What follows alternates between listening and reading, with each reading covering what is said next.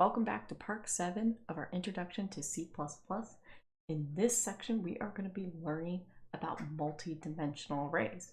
So what I have here is an integer called matrix that has been declared to be a 5 by 5. So it has 5 columns and 5 rows. When we say matrix 3, 2 equals 5, we are saying that the matrix at row 3, column 2 is equal to 5.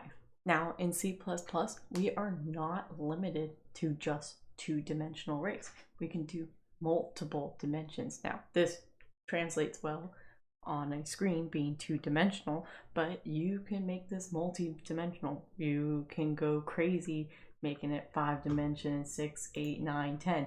But keep in mind, the amount of memory needed for an array increases exponentially with each dimension. So every time that you declare another dimension, this will end up taking up even more space. At the end of the day, multi-dimensional arrays are just abstractions for us programmers. Something that's int matrix 5 by 5 is actually just a matrix array of 25. Let's start learning how to work with two-dimensional arrays in C++. I already have our part 7 folder created, and in there I have our multi-dimensional array C++ file. So let's first get started with creating a two-dimensional array and populating it. So let's declare our two-dimensional array. So we can make an int two-dimensional array, we'll call this matrix, that has a row length of 5, and let's make it a column length of 3 so we can see a little bit of the difference. Now we need to populate the values. So we can do this using nested for loops. So for int I equaling 0, I is less than our row length, which is 5, plus plus. And then we go through our columns. So for int j equaling 0, j is less than 3, j plus plus. And now we can go through each and populate it. In this case, I'm going to make it so that it just goes 1, 2, 3, 4, all the way up to 15. So I'm going to make it where it's matrix I j equals I plus 1 times j plus 1.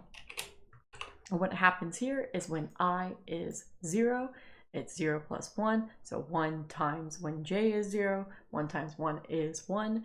When j becomes 1, because this is the inner loop, this will be 1 times 2 is 2, and it'll keep going on all the way up to it being 15. So this populates our matrix. Let's print out what this result is. So we can again use this for loop here to print out. So let's change this now to being cout. So we can say cout matrix I j, and then we'll give it a space.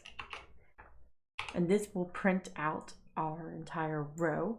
And at the end of every single one of our rows getting printed out, I want to do a line break. So I'm going to do cout end line. And this will print our matrix. So let's run this code and see what is outprinted. And there is our outprint. 1, 2, 3, and then 2, 4, 6, all the way up to 15, because our rows is 5 and our columns are the size of 3. So now you know how to work with two-dimensional arrays.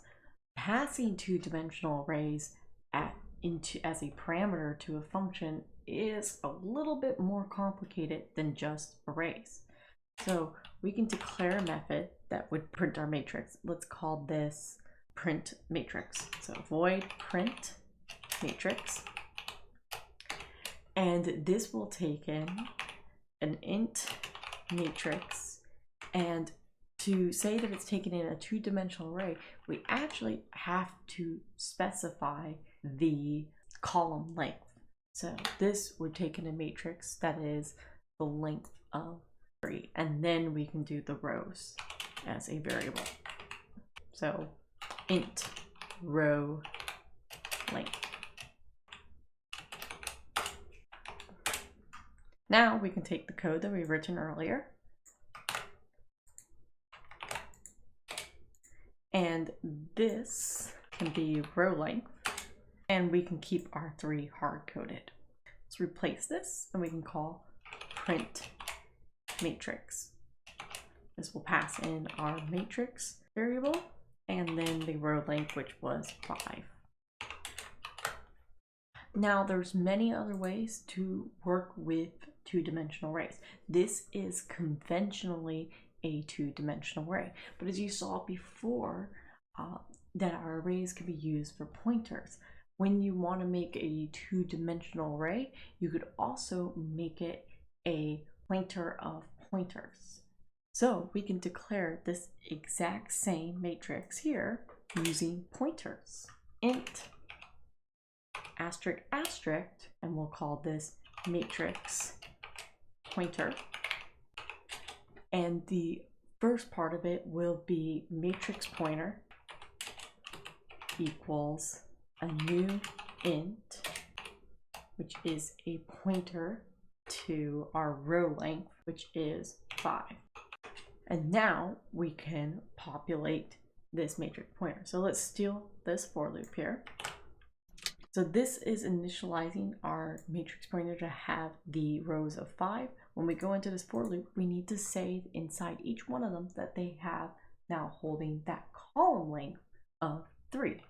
So this would be matrix pointer I equals our new int at with a size of 3.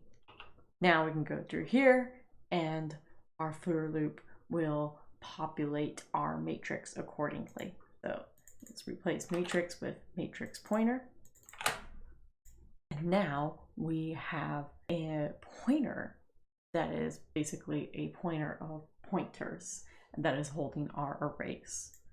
So this is another way of doing our two-dimensional array as pointers. Now we can make something called, we'll say, print matrix pointer. Let's make a new method here. So void print matrix pointer. That takes in an int for our matrix, and then the row length and column length. We'll call it col length. I'm going to steal our code right here. The only thing I'm going to change is this 3 becomes col length. So let's call print matrix pointer for our matrix pointer and see what happens.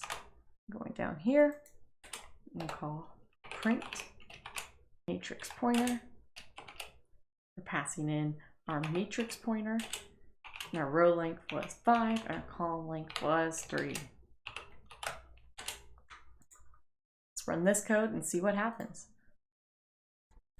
And there you have it. So this is our original way, and this is using a pointer of pointers. So now you've learned how to work with two-dimensional arrays in C++, and also that being done in pointers. So there's one more thing that we need to do. We dynamically allocated memory. So now we need to make sure that we deallocate our memory. So what we're going to do is a for loop. So we're going to say for int I equaling 0. I is less than our row length, I++. And we're going to delete every single array we dynamically created for a matrix pointer. So we would do delete bracket matrix pointer bracket I. And this is going to delete for each row the array that it is referencing. And then we need to free the array of pointers. So delete bracket matrix pointer. And this will correctly deallocate your two-dimensional array that was created. So congratulations, you have now learned how to use two-dimensional arrays in C++.